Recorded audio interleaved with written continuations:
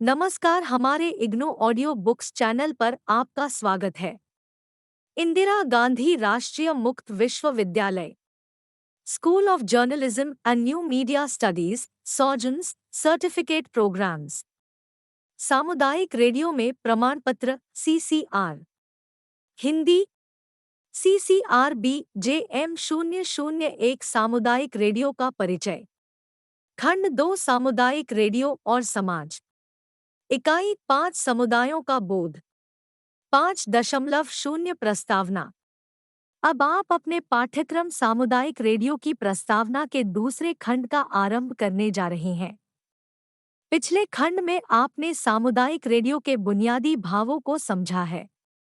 इस खंड सामुदायिक रेडियो और समाज में हम यह समझने की कोशिश करेंगे कि सामुदायिक रेडियो और समाज किस प्रकार से एक दूसरे को प्रभावित करते हैं। इस खंड में 4 इकाइयां हैं।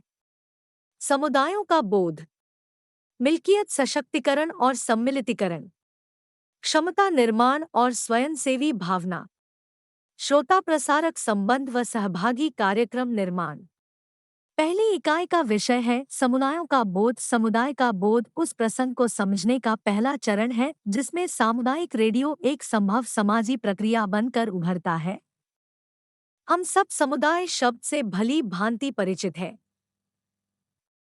कभी कभी हम समुदाय से जुड़े कार्यक्रमों जैसे दुर्गा पूजा या होली, क्रिसमस या ईद के समारोह में जाते हैं। हम सब समुदाय केंद्र में शादी विवाह, स्मारक सेवाओं के समारोहों में जाते हैं। सामुदायिक पार्कों में खेल कूद से या चल फिर कर आनंद उठाते हैं। कभी कभी सामुदायिक पुस्तकालयों में जाते हैं, सामुदायिक हैंड पंपों पर मित्रों सहेलियों से मिलते हैं, या हमने सामुदायिक मार्च, विरोध तथा मांग प्रदर्शनों में भी भाग लिया है या देखा है। इस खंड का पहला कदम इस बात को जानना है कि जब हम समुदाय शब्द का प्रयोग करते हैं तो इसका क्या अर्थ होता है। 5.1 उद्देश्य। इस इकाई के अध्ययन से आपको समझने में सहायता मिलेगी। समुदायों की प्रकृति, समुदायों का बोध क्यों आवश्यक है, हम समुदायों का बोध कैसे कर सकते हैं, समुदायों के अध्ययन को व्यावहारिक प्रयोग में कैसे ला सकते हैं। सामुदायिक रेडियो के संदर्भ में समुदाय। 5. 2 समुदायों की प्रकृति। अगर कोई आपसे पूछे कि आप किस समुदाय से हैं, तो अधिकतर आपके मस्तिष्क में भौगोलिक क्षेत्र जैसे अपने घर, प्रदेश या शहर का विचार आएगा। उदाहरणार्थ, आपका उत्तर होगा कि आप राजस्थानी या हैदराबादी हैं, या आप भाषा से संबंधित समूह के बारे में सोचने लगेंगे और कहेंगे कि आप तमिल या पंजाबी हैं।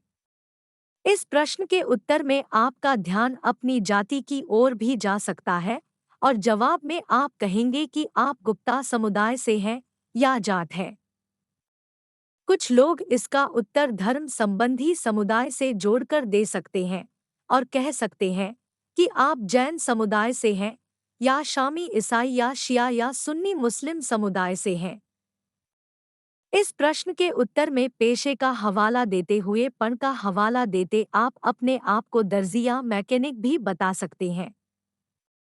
कुछ वैश्विक और प्रत्यक्ष परंतु अवास्तविक समुदाय भी होते हैं जो पूरे संसार में फैले हुए हैं, जो कभी एक दूसरे से नहीं मिलते हैं, लेकिन उनकी भावनाएं और चिंताएं समान होती हैं। आजकल इस प्रकार के समुदाय एक दूसरे से वर्ल्ड वाइड वेब से जुड़े हुए हैं। समान रुचि के समुदाय ऐसे समुदाय हैं जिसमें सदस्यों की रुचियां और भावनाएं एक जैसी होती हैं।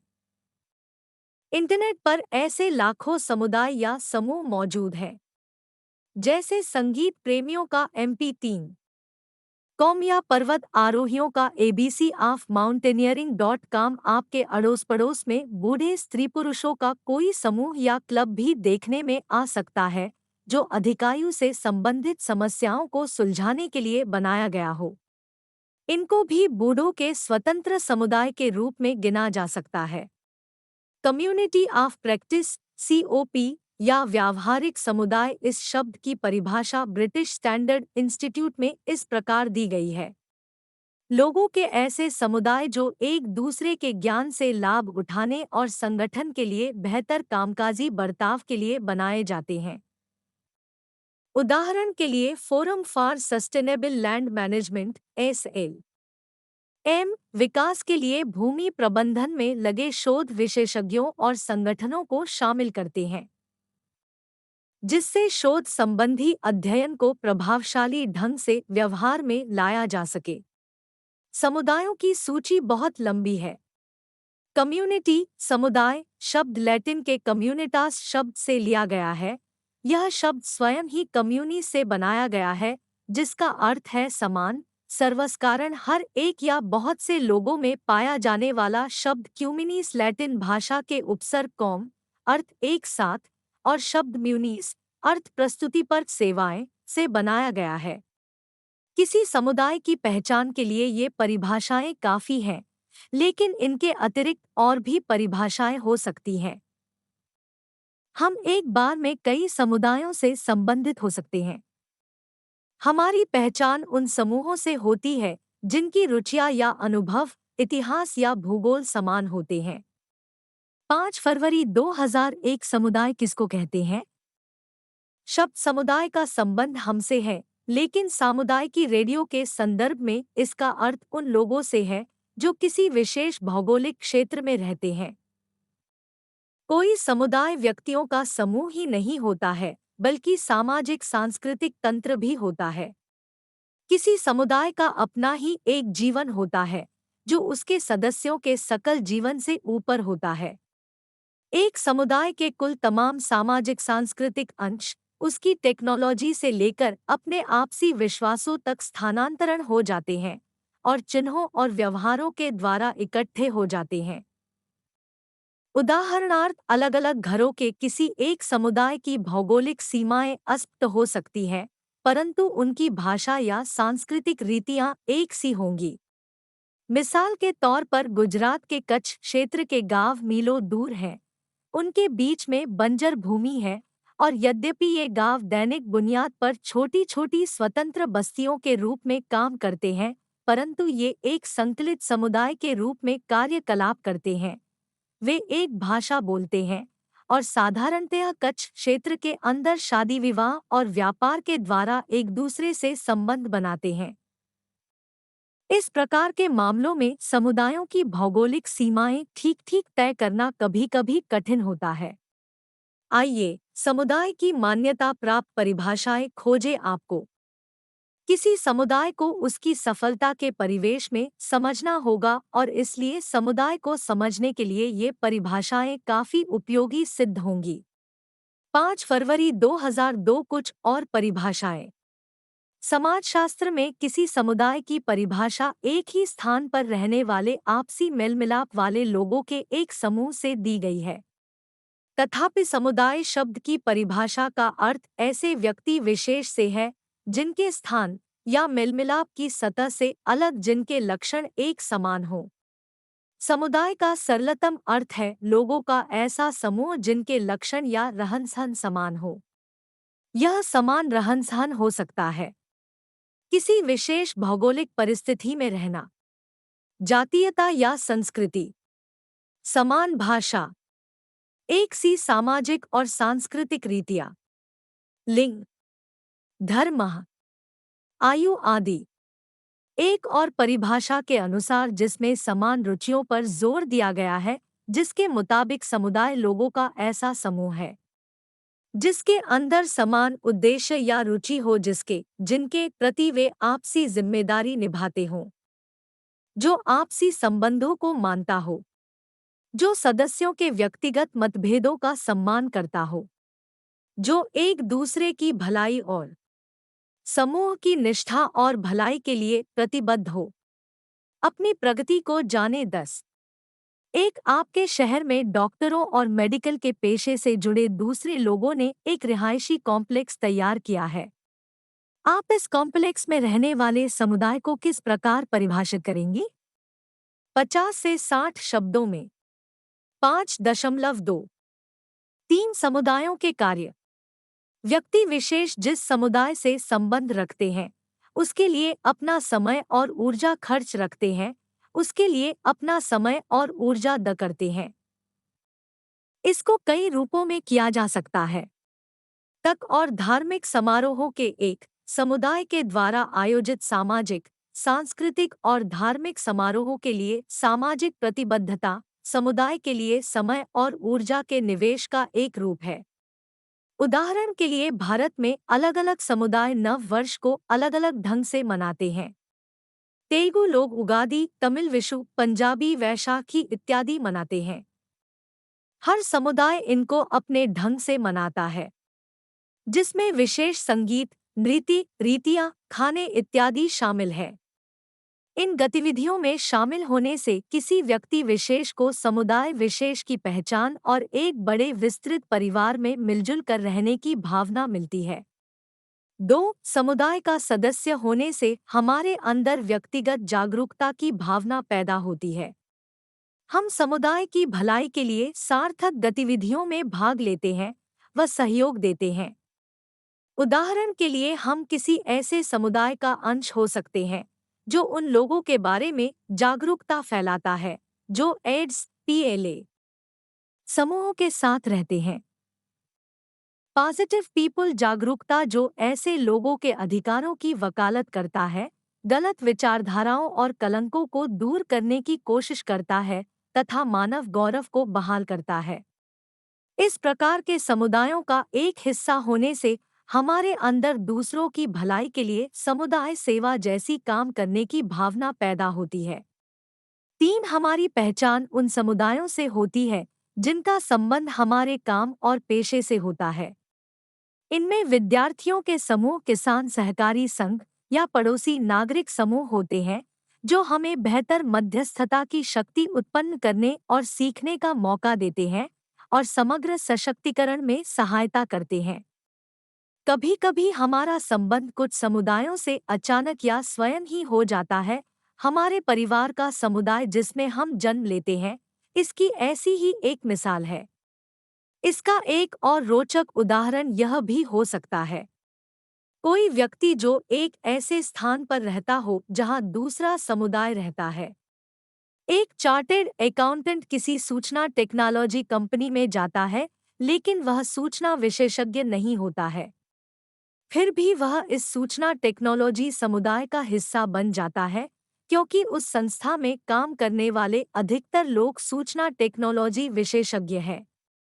इसके विरुद्ध हम किसी समुदाय का अंग बनने का चुनाव भी करते हैं।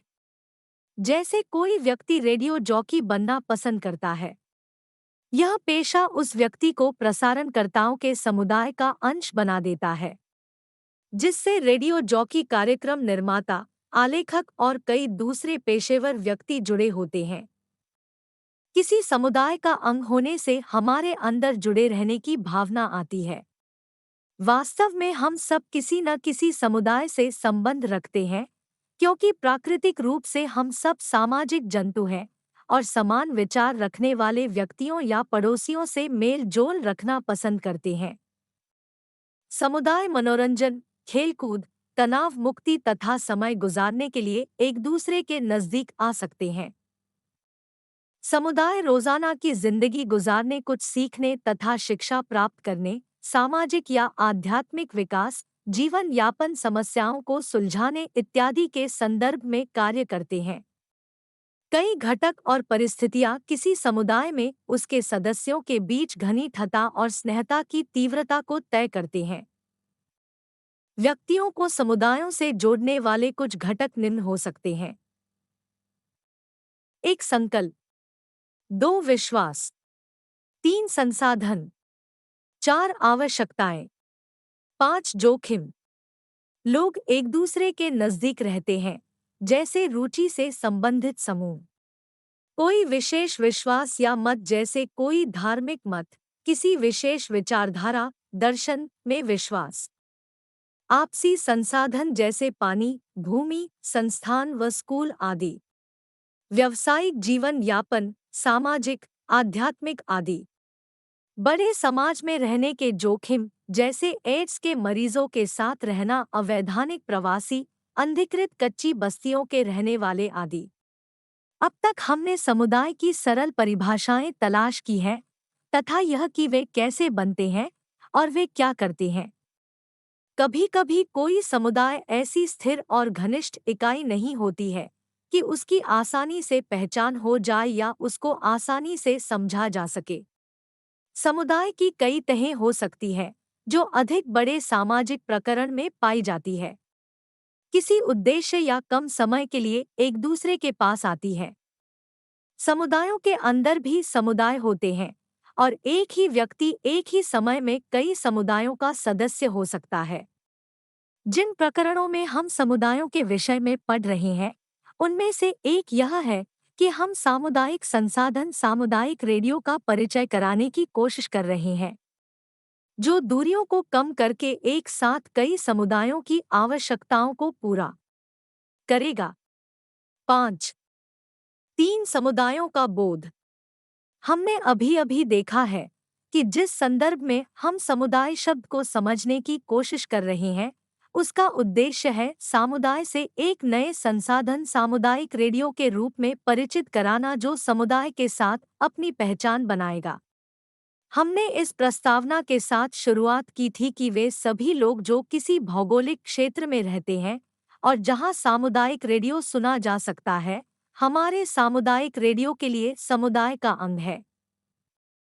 हम जानते हैं कि यह भौगोलिक समुदाय पूरी तरह समरूप नहीं हो सकता, अपितु विस्तृत तौर से परिभाषित भौगोलिक क्षेत्र के अंदर इसमें समुदायों के विभिन्न उपसमूह होते हैं। जब इसको एक संस्थान के रूप में प्रयोग करने की बारी आएगी तो ये सब विभिन्न समूह अलग अलग दिशाओं में जाएंगे, कभी कभी एक साथ एक दिशा में तो कभी विभिन्न दिशाओं में। किसी समुदाय में हर एक का सामुदायिक रेडियो में एक अधिकार, एक जिम्मेदारी और एक भूमिका होती है। लोग उन वस्तुओं के कारण किसी समुदाय में रहते हैं जिन पर सबका अधिकार होता है और संचार के द्वारा इन सर्वसम्मिलित वस्तुओं को अधिकार में लेते हैं। 5.4 समुदाय को समझने की आवश्यकता क्यों है। प्रत्येक व्यक्ति बातचीत करना तथा विचारों का आदान प्रदान करना चाहता है। यह एक प्राकृतिक क्रिया है जो लोग करते हैं और अधिकतर लोग बातचीत करना पसंद करते हैं और अधिकतम लोगों तक अपने विचार पहुंचाना चाहते हैं। किसी सामुदायिक रेडियो में सबसे अधिक दिखाई देने वाली क्रिया बातचीत है और सबसे जाने-माने सहभागी वे लोग हैं जो आगे बढ़कर माइक पर बातचीत करते हैं। लेकिन एक बात सदैव याद रखिए कि बहुत से ऐसे लोग भी होते हैं जो कुछ न कुछ बोलना तो चाहते हैं, परंतु उनके अंदर बोलने का साहस नहीं होता, या वे आगे आने में शर्माते हैं, या फिर किसी रेडियो कार्यक्रम में भाग लेने में उन पर सामाजिक बंधन होते हैं।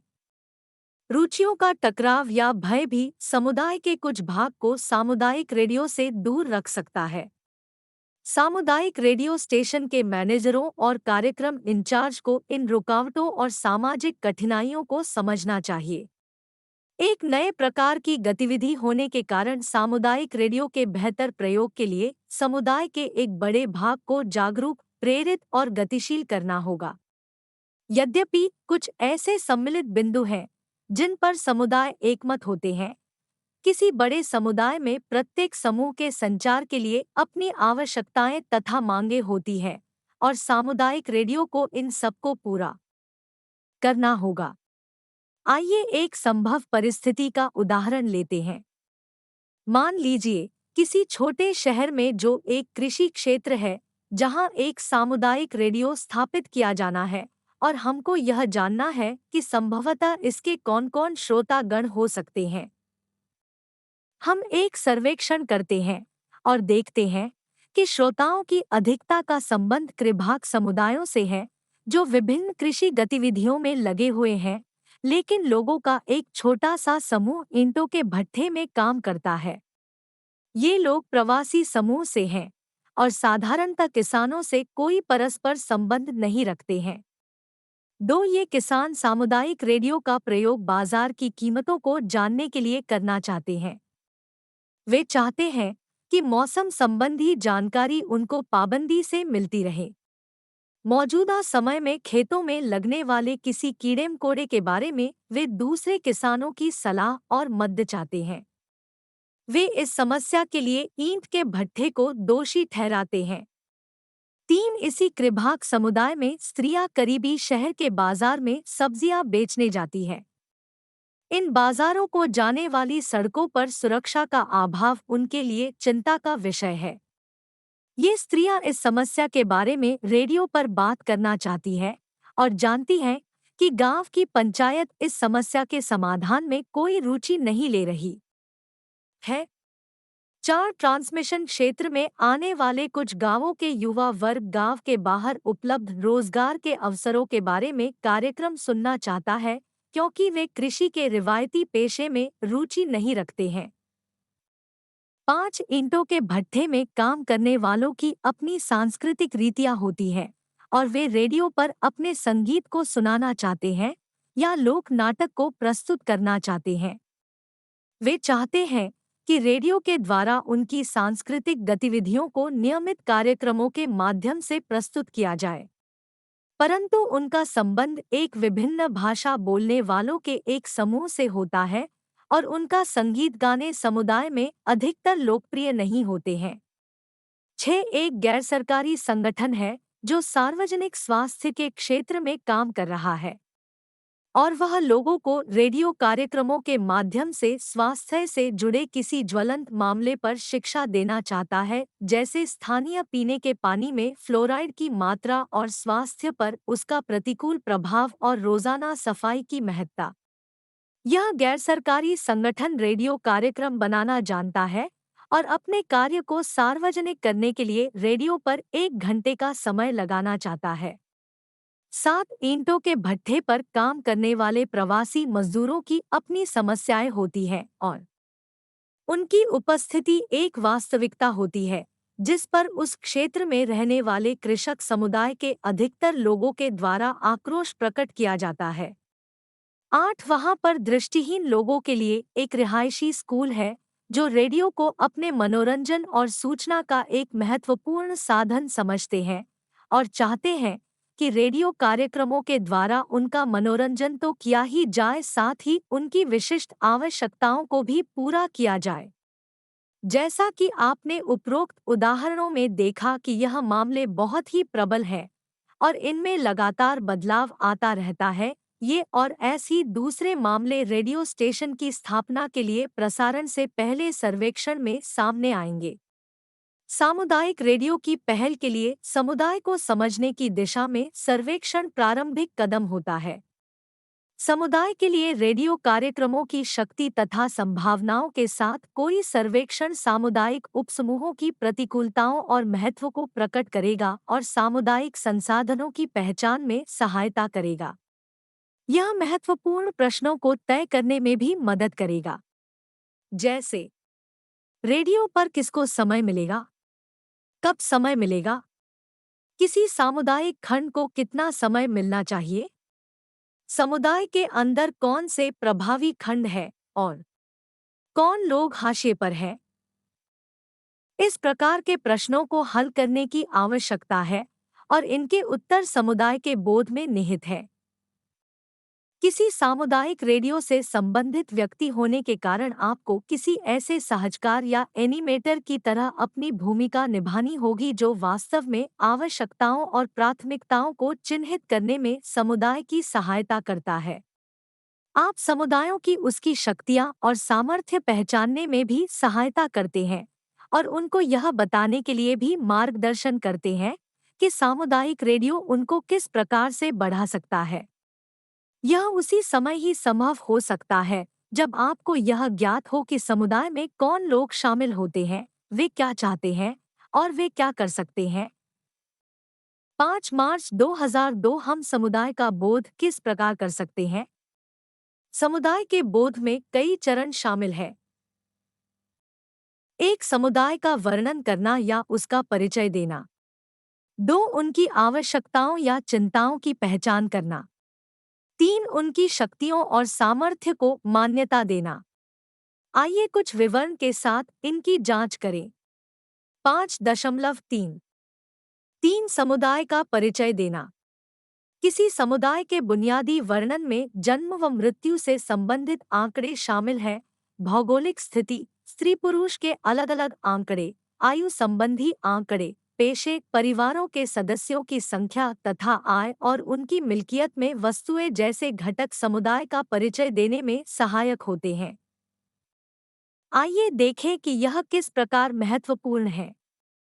उदाहरणार्थ, आप किसी ऐसे ग्रामीण समुदाय में काम करते हैं जहां के पुरुषों की अधिकतम प्रतिशत घरों को चलाने और छोटे बच्चों को पालने के लिए अपनी स्त्रियों को घरों पर छोड़कर काम के लिए शहरों और कस्बों में पलायन कर गई हो।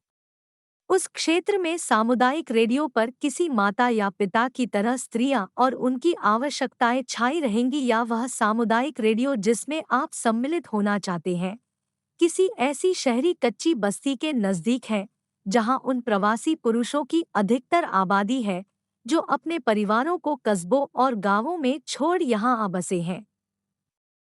ऐसे क्षेत्र में सामुदायिक रेडियो को इन प्रवासी मजदूरों की मनोरंजन से संबंधित और बंक व पैसा भेजने से संबंधित आवश्यकताओं को देखना होगा। जैसे कि आप देखेंगे कि इन दोनों समूहों की रुचियों और आवश्यकताओं के मामले एक दूसरे से भिन्न होंगे।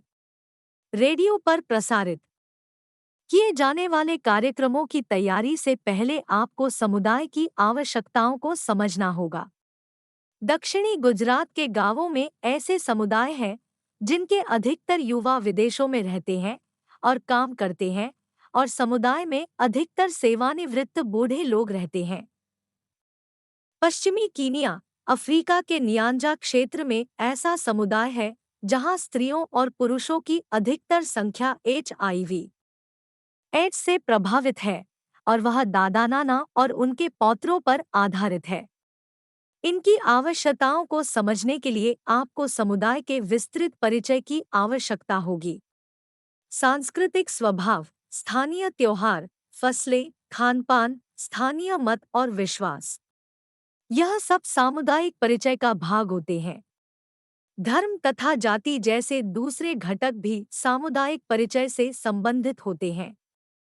एक ही भौगोलिक क्षेत्र में रहने वाले दो समुदायों में तनाव हो सकता है, या उसी क्षेत्र में रहने वाले दो विभिन्न समुदायों में कोई विशेष संबंध भी हो सकता है। किसी समुदाय के परिचय में एक और महत्वपूर्ण पहलू है स्कूल, कॉलेजों, पुस्तकालयों, सामाजिक और सांस्कृतिक समूहों, उस क्षेत्र में काम करने वाले नागरिक, सामाजिक संगठनों, निर्वाचित संस्थानों व नागरिक संस्थानों, स्वास्थ्य केंद्रों जैसी स्थानीय संस्थानों का अंदाजा लगाना। सामुदायिक रेडियो के संबंध में इन सब की महत्वपूर्ण भूमिका होती है। इसी प्रकार के कारणों से समुदाय में निर्वाचित सदस्यों, सम्मानित व्यक्तियों, जनमत नेताओं जैसे महत्वपूर्ण लोगों और पेशेवर लोग जैसे डॉक्टरों, वकीलों इत्यादि की सूची तैयार की जानी चाहिए। ये सब लोग सामुदायिक उन्नति के भागीदार होते हैं। सामुदायिक रेडियो का एक महत्वपूर्ण उद्देश्य सामुदायिक उन्नति भी होता है। सामुदायिक रेडियो से संबंधित होने के कारण आप भी समुदाय की उन्नति में भाग लेते हैं, और आप अपने काम में जो महारत, जागरूकता और महत्ता लाते हैं, वे सब भी समुदाय की उन्नति में महत्वपूर्ण भूमिका निभाते हैं। खंड 3 की इकाई आवश्यकताओं के मूल्यांकन में आप सूचना के विभिन्न साधनों और सूचना एकत्र करने के विभिन्न उपायों के बारे में विस्तार से पढ़ेंगे। यहाँ हम इस बात पर जोर दे रहे हैं कि समुदाय का परिचय तैयार करना क्यों आवश्यक है।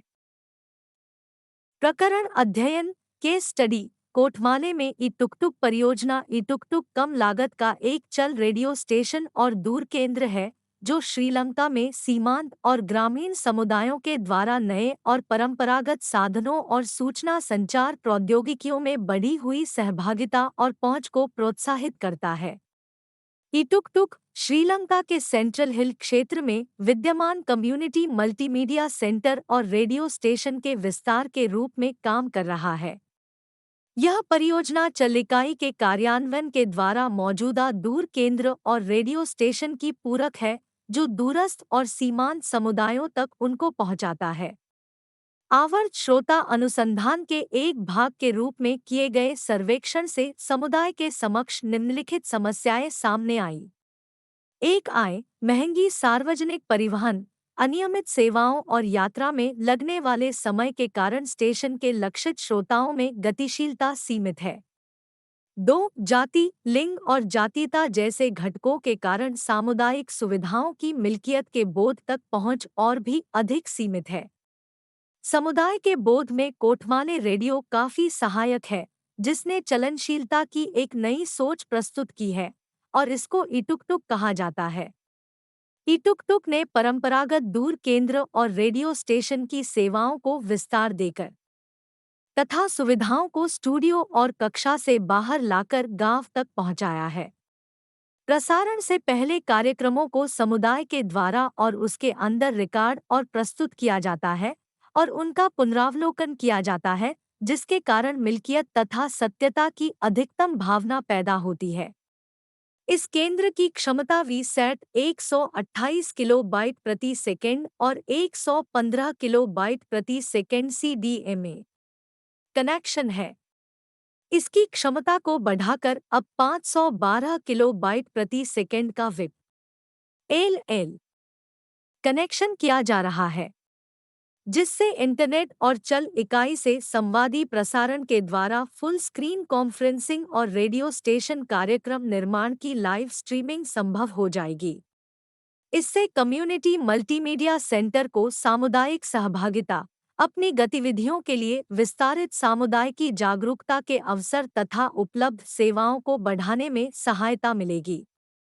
कोटमाले के रेडियो संवाददाता आसपास के गांवों का दौरा करके तथा समुदाय से सीधे बात करके स्थानीय समस्याओं को निकटता से पहचानने और उनको हल करने में सक्षम हो सके हैं।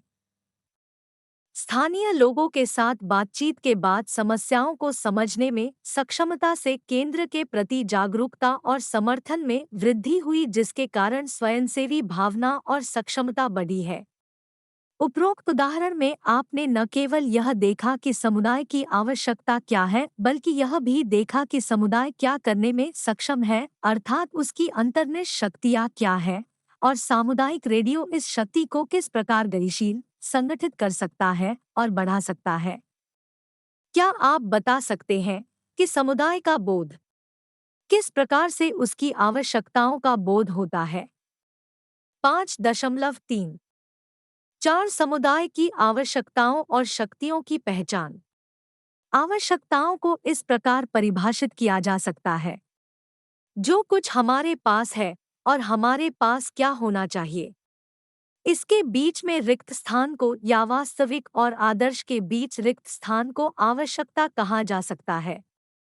हमारी कई आवश्यकताएं हो सकती हैं: भौतिक, भावनात्मक, मनोवैज्ञानिक, आध्यात्मिक और सामाजिक इत्यादि।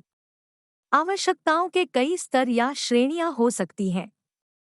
उदाहरणार्थ, अपने घरों से दूर काम करने वाले प्रवासी मजदूरों के समुदाय की एक प्राथमिक आवश्यकता अपने परिवारों के बारे में सूचना की प्राप्ति और माध्यमिक आवश्यकता दिन भर के सख्त परिश्रम के बाद मनोरंजन का साधन हो सकती है।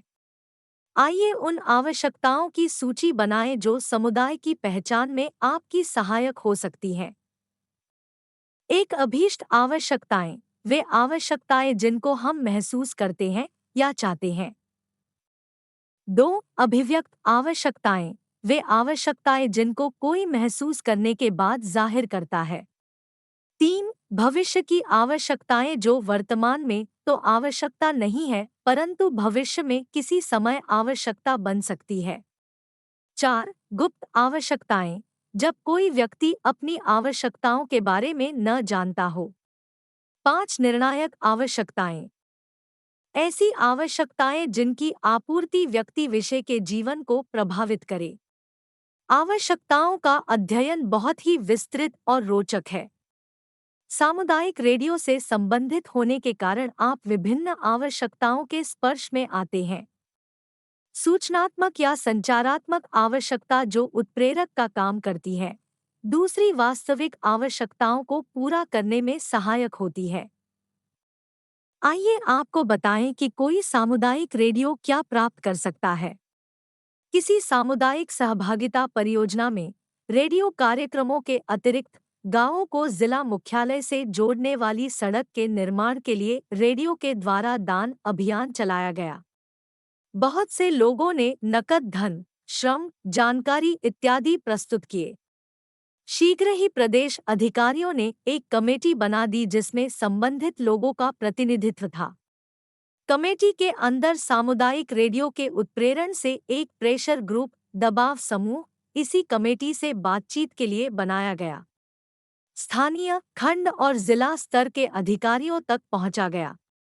कई महीनों की दृढ़ लड़ाई के बाद अंत में एक परियोजना ग्रामीण रोजगार योजना के अंतर्गत आरंभ की गई। रेडियो लोगों को ताज़ा जानकारी देता रहा जिसने निगरानी व किसी कार्यविधि का काम किया। अगले मानसून से पहले ही उचित सड़क का निर्माण कर लिया गया और पानी जमा होने की समस्या को सुलझाने के लिए पुल निर्माण की बातचीत शुरू हो गई। यह परी लोक की कहानी नहीं है। गारवा जिले के एक छोटे से गांव में आकाशवाणी दौलतगंज के द्वारा प्रसारित सामुदायिक रेडियो कार्यक्रम के अंतर्गत, जिसको जमीनी स्तर की गतिविधियों का नियमित समर्थन प्राप्त था, समुदाय ने अधिकारियों को सड़कों का निर्माण, पुल की मरम्मत और एक पशु केंद्र स्थापित करने को बाध्य किया। कार्यक्रम का नाम है चला हो गांव में। यह है सामुदायिक रेडियो की शक्ति। यह संगठन, दबाव, मांग और दृढ़ता तथा अंत में वांछित कार्य की प्राप्ति के माध्यम से काम करता है। कभी-कभी वास्तविक संसार में कार्यक्रम कहीं अधिक कठिन होते हैं और अधिक समय तक संघर्ष जारी रखने के लिए सहनशीलता और अडिगता की जरूरत होती है, परंतु महत्वपूर्ण बात है समुदाय की उन्नति के लिए रेडियो को एक माध्यम बनाने के लिए समुदाय को समझना और उसके लिए कार्य करना। अपने पूरे पाठ्यक्रम के दौरान आपके सामने सफलता के कई अन्य उदाहरण आएंगे, परंतु वास्तविक रूप से आपको अपने मस्तिष्क में यह बात रखनी होगी कि अंततः सामुदायिक रेडियो ही नहीं बल्कि यह समुदाय है जिसने सफलता प्राप्त करने में लोगों की सहायता की। सामुदायिक रेडियो कार्यक्रम सड़क निर्माण की आवश्यकता को प्रकाश में लाया और उसने जागरूकता को बढ़ाया। इस प्रकार समुदाय को उद्देश्य की प्राप्ति के लिए काम करने को प्रोत्साहित किया। यह प्रक्रिया एक संयुक्त प्रयास का हिस्सा भी है। सामुदायिक रेडियो संवाददाताओं के साथ निकटता के दौरान समुदाय ने अपनी आवश्यकताएं प्रकट की। सड़क के लिए एक अभीष्ट आवश्यकता जिसको सामूहिक आवाज से प्रकट नहीं किया गया था, सामुदायिक रेडियो ने इसको एक अभिव्यक्त आवश्यकता में बदल दिया। सामुदायिक रेडियो ने कार्यवाही की योजना पर पहल की और उसको उत्प्रेरणा दी। समुदाय के सदस्यों और स्थानीय गैरसरकारी संस्थानों ने आवश्यकता की पूर्ति के लिए समुदाय को एकत्रित किया और स्थानीय अधिकारियों के साथ बातचीत की प्रक्रिया आरंभ की। सामुदायिक रेडियो ने बातचीत के लिए एक प्लेटफॉर्म उपलब्ध कराया। समुदाय ने परियोजना आरंभ करने में सहभागिता दिखाई और परिणाम स्वरूप अपनी जीवनशैली को लोकतांत्रिक प्रक्रिया के द्वारा सुधारा। सामुदायिक रेडियो ने नियमित रूप से काम की रफ्तार की निगरानी की और पूरी परियोजना के दौरान कार्य पूरा करने के लिए दबाव बनाए रखा। किसी समस्या के प्रति जागरूकता के साथ ही समुदाय के बोध की प्रक्रिया आरंभ हो जाती है।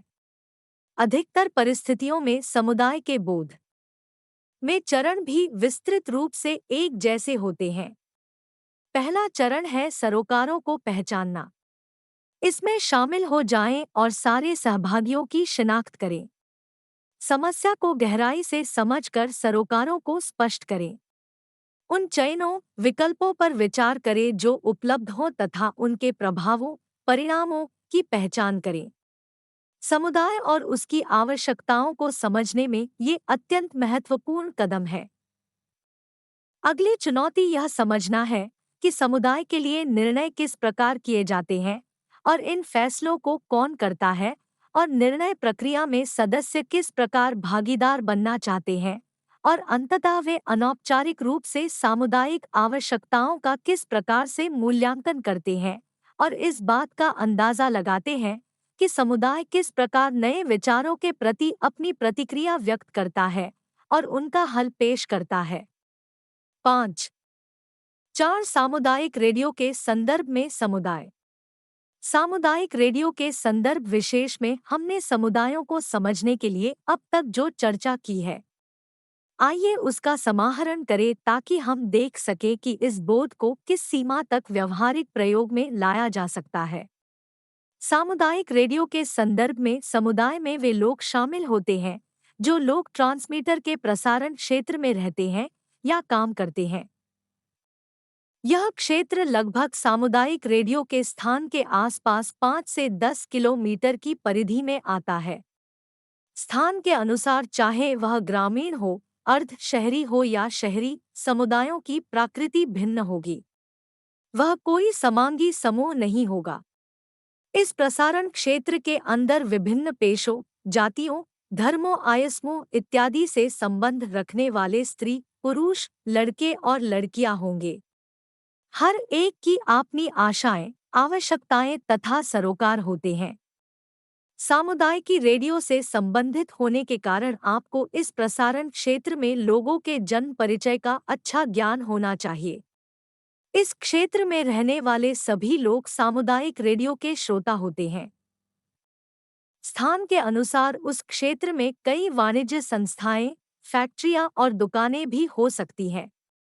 ये श्रोताओं के लिए अच्छे केंद्र होते हैं क्योंकि इन दुकानों, कार्यस्थलों पर रेडियो हर समय बजता रहता है। हर एक समूह के लिए इसका फायदा और सीमाएं होती है। उदाहरणार्थ व्यापारी और दुकानदार इन कार्यक्रमों को पूरे दिन अपने कार्य के समय सुनते रहते हैं, परंतु जब वे वहां नहीं रहते हैं तो वे इन कार्यक्रमों को कार्य समय के अलावा और छुट्टियों में नहीं सुन सकते हैं। इसके अतिरिक्त वे लोग जो इस क्षेत्र में रहते हैं परंतु किसी दूसरे स्थान पर काम करते हैं, वे काम पर जाने से पहले या घर लौटने के बाद ही इनको सुन सकते हैं। स्त्रियों पुरुषों के पेशे का नज़दीकी संबंध भी सुनने वालों से होता है। उदाहरणार्थ यदि अधिकतर लोग खेतों में काम करते हैं तो रेडियो को भी खेतों में ले जाया जा सकता है। इसी प्रकार वे लोग जो स्वयं रोजगार से संबंधित होते हैं और घर से बाहर कार्य करते हैं, वे भी अपनी इच्छानुसार सुन सकते हैं। प्रसारण क्षेत्र के अंदर कई संस्थाएं हो सकती हैं, जैसे स्कूल, कॉलेज, नागरिक सामाजिक संगठन, ट्रेड यूनियन, स्त्री समूह, वरिष्ठ नागरिक समूह, नागरिक संस्थाएं, सार्वजनिक सुविधाएं, अस्पताल, सामाजिक व सांस्कृतिक क्लब इत्यादि। किसी सामुदायिक परिचय के लिए श्रोताओं के ये समूह एक महत्वपूर्ण अंग हो सकते हैं। ये संस्थाएं जनमत, नेताओं तथा सामुदायिक वरिष्ठ सदस्यों की पहचान करने में एक अच्छा आरंभ सिद्ध हो सकती है। ये अंततः समुदाय बोध में सूचना के अच्छे स्रोत बन सकती हैं। ये समुदाय के दूसरे सदस्यों तक पहुंचने में भी सहायक हो सकती है। परंतु ध्यान रहे कि ये उसी समय सामुदायिक रेडियो को सुनेंगे जब रेडियो उनकी आवश्यकताओं को पूरा करेगा और आशाओं पर खरा उतरेगा। आवश्यकताओं की पहचान एक पेचीदा प्रक्रिया है। आवश्यकताओं के मूल्यांकन के स्पष्टीकरण के लिए एक अलग इकाई बनाई जाए जहां आप कार्यविधि के बारे में और अधिक जानकारी प्राप्त करेंगे। यह एक बार की गतिविधि नहीं होती है।